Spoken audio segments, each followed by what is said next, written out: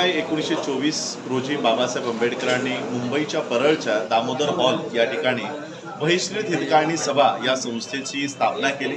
बाबासाहेब आंबेडकरांच्या जीवनातली ही पहिली संघटना आणि या संघटनेच्या स्थापनेला 20 जुलै 2024 रोजी 100 वर्ष पूर्ण होत आहेत। बाबासाहेबांनी त्यांच्या जीवनातल्या सामाजिक, राजकीय, आर्थिक, शैक्षणिक ज्या चळवळी उभ्या केल्या त्या चळवळी या संस्थेच्या स्थापनेच्या नंतरच्या या सगळ्या चळवळी आहेत। म्हणजे आपण बाबासाहेब आंबेडकरांच्या शाळेतला पहिला दिवस आपण साजरा करतो, शालेय विद्यार्थी दिवस म्हणून साजरा करतो।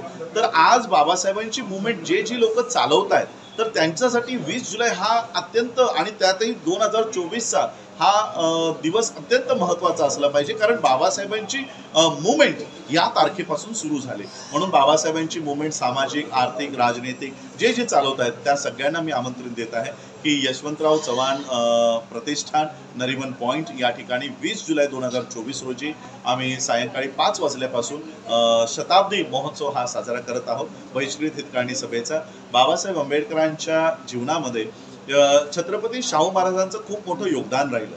बाबासाहेब आंबेडकर भारताचे प्रतिनिधित्व करतील अशी ही घोषणा बाबासाहेबांसाठी माणगावच्या परिषदेतनं छत्रपती शाहू महाराजांनी केली आणि म्हणून छत्रपती शाहू महाराजांच्या कुटुंबियांना आमंत्रण द्यावं आणि त्यांचे वंशज या कार्यक्रमाच्या शताब्दी महोत्सवामध्ये उपस्थित राहावं म्हणून युवराज संभाजी राजे छत्रपती यांना आम्ही आमंत्रण दिलेलं आहे। ते या कार्यक्रमाला येत आहेत आणि मुस्लिम समुदायाकडनंही बाबासाहेबांचं खूप मोठं योगदान त्यांच्याकडनं राहिलं म्हणून नसीम सिद्दीकी हे देखील या कार्यक्रमाला उपस्थित राहतात। अनेक मान्यवर विविध क्षेत्रातले सामाजिक, राजकीय क्षेत्रातले उपस्थित राहतात।